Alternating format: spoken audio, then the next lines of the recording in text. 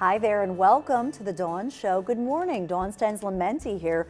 So today, 27 amendments in 27 days at the National Constitution Center. And then later, vegetarian cooking, showing you ways to eat less meat, healthier, maybe sneak some more veggies into your meals. You know, my Michael's a vegetarian, so I'm always loving the vegan meals. My first guest, though, is Lauren Saul, Director of Public Relations for the National Constitution Center. Welcome, Lauren. Thank you for having me, Dawn. How are you today? Oh, I'm good. You know, my family loves the National Constitution Great Center. friends to us. Thank you.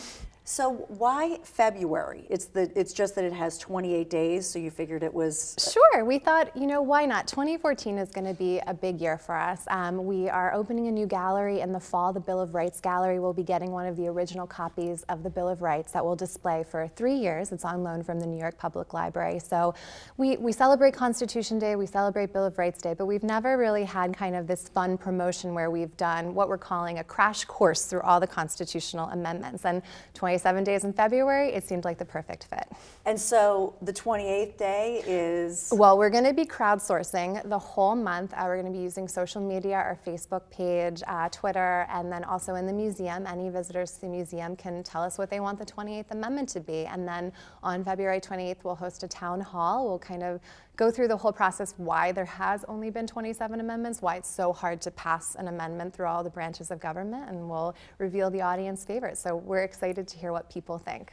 Well, it's fun because with social media nowadays, I bet you'll have some great recommendations. I think so. You know, people just love, we have a really great Facebook page. People love to kind of submit, even in general, it's kind of come out of the fact that we do get comments a lot of the times with questions or people wanting to tell us what they think about the amendments, so we thought we'd give them a platform to actually be heard.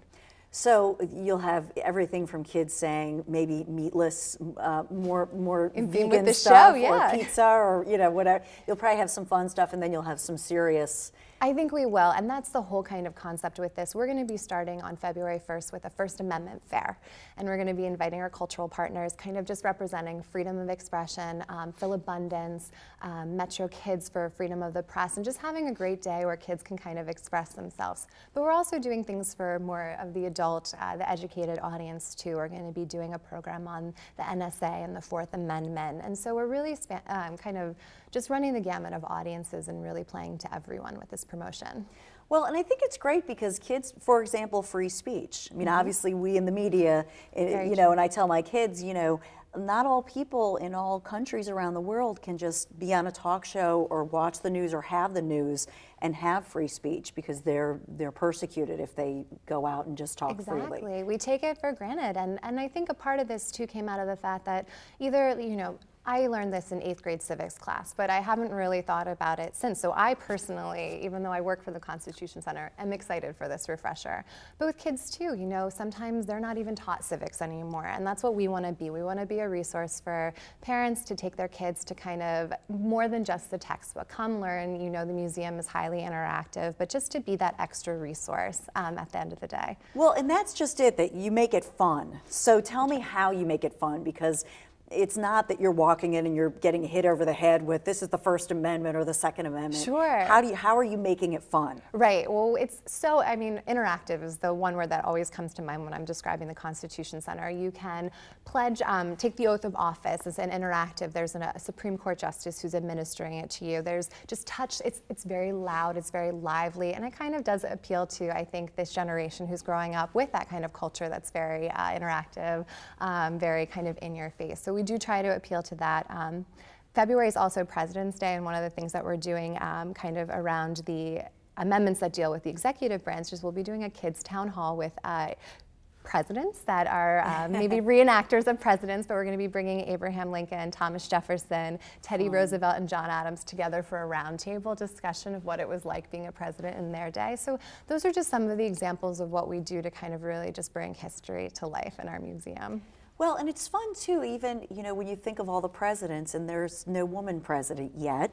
And so it's fun when you're talking about the amendments, especially to tell kids there was a time when women could not vote until 1920, obviously. Right. So there's an amendment, the 19th. Maybe my personal favorite, the 19th, yours maybe too. So, exactly. But I think for kids it blows their minds because they're thinking, and even grown-ups, it's a reminder of our freedoms that we take for granted in Well, our country. absolutely, and even the 13th, 14th, and 15th are where we're giving rights to all people. So, you know, February is also African American History Month, and those are extremely important amendments Right. as well. And just the voting age, or there's even an amendment, I believe, about presidential succession, when they actually said the VP would take over if something happened to the president. So they're just things that we don't think about, and maybe we take for granted in our everyday lives. And it's important to know them, because then I think once you know them, then you can make informed decisions and have successful dialogue with your peers. Yeah, absolutely. Yeah. So it starts February 1st, Saturday, February 1st. and then you'll have something new every single day. Exactly, every single day, and we, you know, we want people to keep coming back. So we've done some fun ticketing prices. If you come in with a group of 4, it's $27 for all of you, which is a really great savings. If you come back and you save your ticket stub, $2.70 off your next visit. So we're just we want people to keep coming in. We want people to say, oh, I want to learn about the Sixth Amendment today. Come to the Constitution Center, tell me what you've got. So a lot of interactive programming. And so there's the old saying, vote and vote often. So can people keep voting for that 28th Amendment? Yes, Is that- absolutely. We want so many submissions, so please send them to us on Facebook and come to the museum and tell us what you think. We want people to be civically engaged and thinking about those things. It's so important, and who knows what might come of it. Yeah, absolutely. Thank you so much, Lauren. Thanks My for being pleasure. here. Thank you for I know having we'll me. see you back soon. I look forward to it. Thanks, Dawn. Lauren Saul with the National Constitution Center. And when we come right back, we'll talk about eating healthy, maybe sneaking some vegan, meatless Mondays. My Michael's not watching, but maybe I'll learn something new to help his diet when the Dawn Show comes right back.